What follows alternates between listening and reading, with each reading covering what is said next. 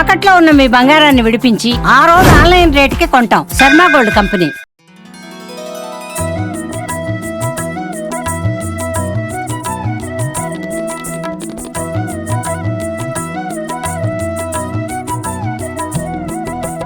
బల్కంపేట ఎల్లమ్మ పోచమ్మ దేవాలయంలో ఉన్నాం కదండి. ఎంత సందడిగా ఉందో ఆలయం అంతా కూడా. అయితే అలా నడుచుకుంటూ వస్తుంటే నాకు ఒక అద్భుతం కనిపించిందనే చెప్తాను. ఏంటో తెలుసా? మగ్గం. ఆ శబ్దం వినిపించి ఇలా వచ్చాను. ఇక్కడేంటి ఈ శబ్దం వినపడుతున్నానంటే అమ్మవారికి ఇక్కడే చీరని నేస్తున్నారండి.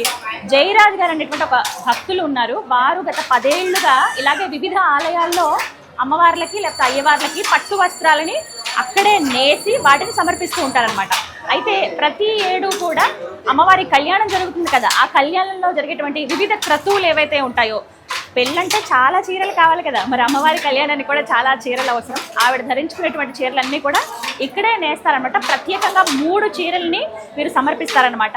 ఎక్కడో ఉండి అక్కడ నేసి ఇక్కడ తీసుకొచ్చే కన్నా ఆలయ ప్రాంగణంలోనే మగ్గాన్ని ఏర్పాటు చేస్తాం, ఇక్కడే మీరు చీరలు నెయ్యండి అని చెప్తే వెంటనే జయరాజ్ గారు ఏర్పాటు చేశారనమాట. చూస్తున్నారు కదా, ఒక హాఫ్ డే పట్టిందటండి మొత్తం ఇదంతా ఏర్పాటు చేయడానికి.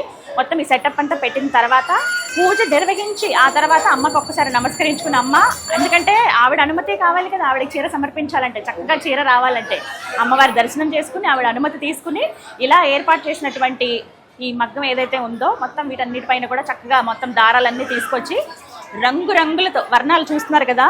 బ్లూ కలరు చూడండి మీకు క్లియర్గా కనబడుతుంది, నీలం, అలాగే ఎల్లో అంటే గోల్డ్ కలరు, రెడ్, కొంచెం లైట్ ఎల్లో కలర్ ఒకటి, ఈ రంగులతోటి చీరని నేస్తారనమాట. ఇవన్నీ కూడా దారాలు ఫస్ట్ మొత్తం అంతా సమకూర్చుకుంటారు కదా, అలా అనమాట. మొత్తం 6 పని చేస్తారండి.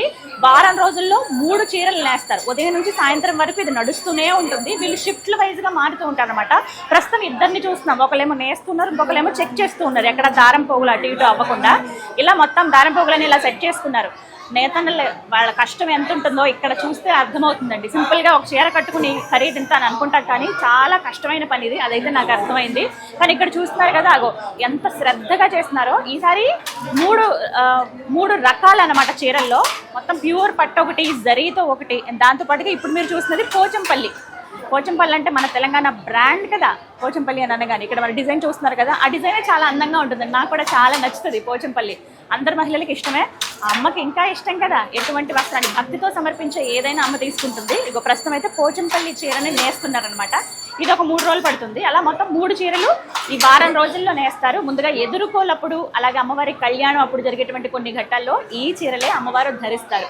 ఎవరైతే భక్తులు వస్తున్నారో మీరు చూస్తున్నారు కదా, అలా వచ్చి అమ్మవారిని దర్శించుకుని అలాగే ఈ మగ్గాన్ని కూడా చూసి వాళ్ళే అంటే ఏదో ఒక రకంగా ఒక్కసారి నేతన్నని ఇలా ముట్టుకున్న వాళ్ళ చెయ్యి, వాళ్ళ హస్తం కూడా వేసాం ఇందులో అనే ఈ కథలో మేము కూడా భాగమయ్యామన్న సంతోషంతో ఈ చీరకి నేస్తున్న ఈ చీరకి దండం పెట్టుకుని అలా వెళ్తున్నారనమాట.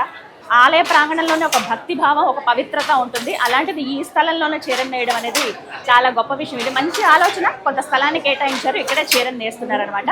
ఈసారి అమ్మ రంగురంగుల అద్భుతమైన చీరలతో మనకి దర్శనం ఇవ్వబోతోంది.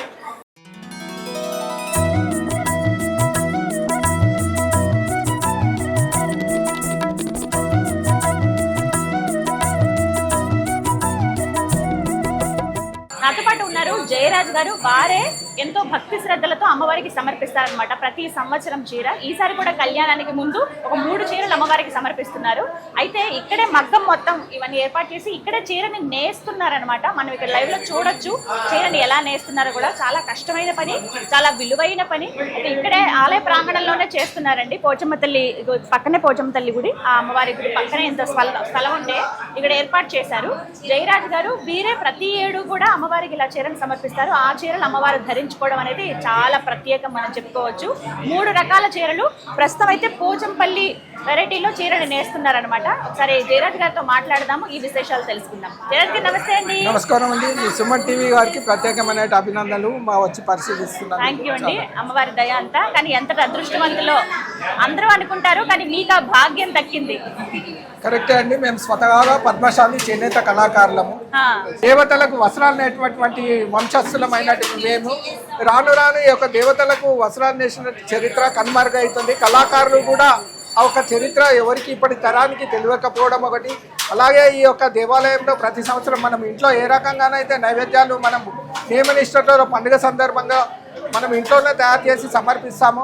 ఆ రకంగానే ఇక్కడ ప్రత్యేకమైనటువంటి రోజులు వస్తుంటాయి. సంవత్సరంలో ఒకసారి వార్షికోత్సవాలు, కుంభమేళాను, ఇలాంటి బ్రహ్మోత్సవాల సందర్భంగా ఎలాంటి పూజా కార్యక్రమాలు నిర్వహిస్తామో అలాగే ఈ యొక్క కార్యక్రమంలో కూడా ప్రత్యేకంగా బయట నుంచి తెచ్చిన వస్త్రాలను కాకుండా ఇక్కడే నేసి ఇవ్వాలన్న సత్సంకల్పంతో ఈ యొక్క కార్యక్రమాన్ని మొట్టమొదటిసారిగా ఉజ్జయిని మహంకాళి దేవాలయంలో 10 సంవత్సరాల క్రితము ప్రారంభించి నిర్విరామంగా అప్పటి నుంచి ఇప్పటి వరకు గణపతి దేవాలయము, భద్రాచలము, కొండగట్ట ఆంజనేయ స్వామి, అలాగే భద్రకాళి, జోగులాంబ అమ్మవారు, ఇలా విశేషమైనటువంటి దేవాలయాలు, రాల్ దర్వాజా, ఇక్కడ బల్కంపేట ఎల్లమ్మ దేవాలయము, బంగారు మైసమ్మ దేవాలయము, లాల్ బజార్ మహంకాళి అమ్మవారి దేవాలయము, అయోధ్యలో, శ్రీశైలంలో ఇలా మేము ప్రత్యేకంగా తయారు చేసి చేనేత కళ నైపుణ్యాన్ని మేము ఇక్కడ భగవంతుని దీవెనతో ఆ కళలు నెరవేరాలా, అలా పని సంకల్పించాలన్న కోరికతో చేయడం జరుగుతుంది. మొట్టమొదట 10 సంవత్సరాల క్రితం ఉజ్జయిని మహంకాళి దేవాలయంలో, సికింద్రాబాద్ ఉజ్జయిని మహంకాళి దేవాలయంలో తయారు చేయడం జరిగింది. అక్కడ ప్రారంభించారు. అమ్మలా దీవించింది మమ్మల్ని దీవించింది కాబట్టి మేము ఇక్కడ గణపతి దేవాలయం చైర్మన్ గా అయ్యాము. ఎంతో మా భక్తితోటి మాకున్న సమస్యలు కూడా తీరడం తోటి మేము ఈ రకంగా సేవ చేసుకుంటూ పోతున్నాము. నిర్విరామంగా ప్రతి సంవత్సరం కూడా ఈ యొక్క దేవాలయాలు, అన్ని దేవాలయాల్లో ఈ సంప్రదాయాన్ని విస్తరించాలన్న సత్సంకల్పం ఉన్నాము. ఈ సంవత్సరం కూడా ప్రత్యేకంగా గోల్కొండలో కూడా నేయాలన్న సత్సంకల్పంతో ప్రయత్నం చేస్తున్నాము. త్వరలోనే అక్కడ కూడా కార్యక్రమం చేపట్టడానికి సిద్ధంగా ఉన్నాము. మొన్ననే కొమరవెల్లి మల్లన్న దేవాలయంలో చేయడం జరిగింది. ఈ రోజు అక్కడ సాయంత్రము భక్తుల సహకారంతో సమర్పించడానికి వెళ్ళడం జరుగుతుంది. మీ సంకల్పం నెరవేరాలని మనస్ఫూర్తిగా కోరుకుంటున్నామండి. ఇక్కడ విశేషాలు తెలియచేయండి. ఎప్పుడు ప్రారంభించారు చీరనేయటం? ఈ 3 రోజుల క్రితం ఇక్కడ మొత్తము అంతా ఫిట్టింగ్ చేసుకోవడం జరిగింది. మగ్గము, దాని సెట్టింగ్స్ అన్నీ చేసుకోవడం జరిగింది. ఈరోజు ఉదయము దేవాలయ పూజారులతో ఈ యొక్క కార్యక్రమాన్ని, పూజా కార్యక్రమాలు నిర్వహించి ప్రారంభోత్సవం జరిగింది. ప్రారంభోత్సవానికి శ్రీనివాస్ యాదవ్ గారు వచ్చారు, ఈవో గారు వచ్చారు, చైర్మన్ గారు వచ్చారు. ఈ అందరి సమక్షంలో, భక్తుల సమక్షంలో ప్రారంభోత్సవం జరగడం జరిగింది. 3 రోజుల క్రితమే ఇక్కడ అంతా ఏర్పాటు చేసుకున్నారు. ఈ సెటప్ ఇదంతా అరేంజ్ చేసుకోవడానికి ఎంత టైం పడుతుందండి? ఇక్కడ హాఫ్ డే పడుతుందండి. ఎంత మంది పనిచేస్తారు ఇందులో? మామూలుగా అయితే ఒక చీర తయారు చేయడానికి 6 నుంచి 7 రోజులు పడుతుంది సమయము. కాబట్టి ఇక్కడ దీంట్లో 6 మంది కళాకారులు విడివిడిగా పనిచేయడం వల్ల మొత్తం 7 రోజుల్లో ఈ యొక్క 3 చీరలు తయారు చేయాలన్న సత్సంకల్పంతో పనిచేయడం జరుగుతుంది. రంగులు అద్దేవారు 2 ఉంటారు, డిజైన్ వేసేవారు 2 ఉంటారు, అల్లే వాళ్ళు 2 ఉంటారు, షిఫ్టింగ్ వాళ్ళ కండలు చుట్టే వాళ్ళు కూడా ఉంటారు. వాళ్ళు షిఫ్టింగ్ వారు చేయడం వల్ల 6 రోజులు 8 రోజుల్లో మొత్తం 3 చీరలు తయారు చేసి ఇవ్వడం జరుగుతుంది. 6 రంగుల్లో చేయడం జరుగుతుంది. ఈసారి ప్రత్యేకంగా పూలతోటి తయారు చేయడం జరుగుతుంది. పసుపు కుంకుమతో పాటు గోల్డ్, ఎల్లో, బ్లూ కలర్ కాంబినేషన్లో వైట్ కలిసి తయారు చేయడం జరుగుతుంది. ఈ అన్ని కలర్స్ పోచంపల్లి ప్రస్తుతం నేస్తున్నదైతే పోచంపల్లి చీరండి. చాలా దివ్యంగా ఉంది. అమ్మవారు కట్టుకుంటే ఇంకా బాగుంటుంది. అదైతే అర్థమైంది నాకు. మొత్తంగా ఇంతమంది పనిచేస్తారు, వారం రోజుల టైం పడుతుంది. జయరాజ్ గారు, ఇప్పుడు నేసినటువంటి ఈ 3 చీరలు అమ్మవారికి ఎప్పుడు ధరింపజేస్తారు? ప్రతి సంవత్సరము మేము ఎదుర్కొన్న సమయంలో అమ్మవారికి సమర్పించడం జరుగుతుంది. కళ్యాణోత్సవంలో దేవాలయం వారు అక్కడ ఉపయోగించడం జరుగుతుంది. ఎంత అదృష్టం. జయరాజ్ గారు, మొత్తం ఎంత ఖర్చు అవుతుందండి వీటన్నింటికి? ఈ యొక్క కార్యక్రమం దేవునికి సమర్పించారు. ఇప్పుడు మీరు భక్తితోటి ఏ రకంగానైతే దేవాలయంలోకి వస్తారు, మనము ఎంత తీసుకొచ్చి మనం సమర్పిస్తున్నాం అనేసి చెప్పం. ఉండిలో ఎంత వేయాలనుకుంటే అంత వేస్తాము. భగవంతుడికి ఎవరికి శక్తి తగ్గట్టు వాళ్ళు తోచినంత చేస్తారు. ఆ రకంగా మనము చెప్పడానికి వీల్లేదు మేడం. మనకు తోచినంత వేసుకుంటాం. ఏ రకంగా సేవ చేసినా అమ్మవారికి మనకు శక్తి కొద్దీ మనము దేవునికి సమర్పించుకుంటాం. కానీ నిజంగా ఎంతో అదృష్టవంతులండి. నాకు చూడగానే అనిపించింది. ఫస్ట్ ఇక్కడ ఈ మగ్గం ఇవన్నీ పెట్టేటప్పుడే అనుకున్నాను, భలే ఇక్కడే నేస్తున్నారే, ఎంత పవిత్రంగా ఉంటుంది. అంటే మన ఇళ్లలో కూడా మనం ఎంతో శుచిగా చేసిన ఆలయంలో ఉండే పవిత్రత వేరు.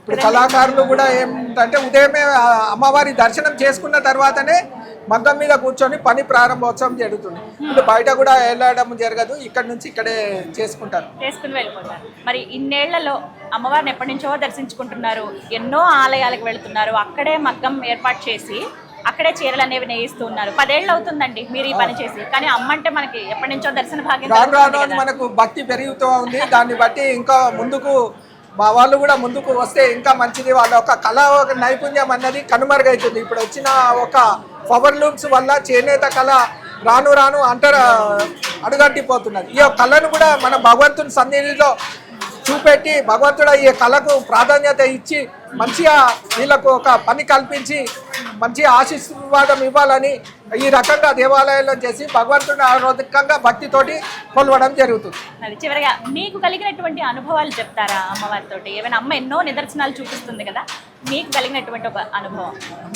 అంటే జనరల్గా మేము భగవంతునికి మనం భక్తితోటి ఏదైతే అనుకుంటామో అది ఖచ్చితంగా నెరవేరుతుందని నా అనుభవపూర్వకంగా చెప్తున్నాను.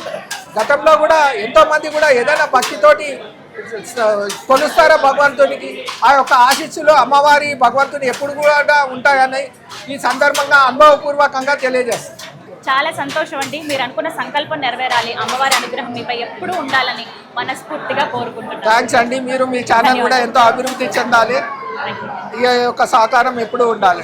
సంతోషం అండి. నమస్కారం. థ్యాంక్స్. చూస్తున్నారు కదా, జయరాజ్ గారు 10 ఏళ్లుగా ఇలాగే వివిధ ఆలయాల్లో అమ్మవార్లకి అయ్యవార్లకి ఇలా చీరలు కానీ పట్టు వస్త్రాలు కానీ సమర్పిస్తూ వస్తున్నారు. ఎల్లమ్మ తల్లికి అయితే అంటే ప్రత్యేకించి ఎల్లమ్మ కళ్యాణం ఉంటుంది, ఎంత వైభవంగా జరుగుతుందో మనందరికీ తెలుసు. ఆ రేణుక ఎల్లమ్మ తల్లి కళ్యాణానికి చక్కగా ఇక్కడే చీరలు నేస్తున్నారనమాట. మొత్తం 3 చీరలు. ఏవైతే చీరలు ఇక్కడ నేస్తున్నారో వీటిని ఎదుర్కోలు సమయంలో, కళ్యాణ సమయంలో జరిగేటువంటి వివిధ కార్యక్రమాల్లో ఈ చీరలే అమ్మవారు కట్టుకొని మనందరికీ దర్శన భాగ్యాన్ని కల్పిస్తారనమాట. శ్రీమాత్రే నమః.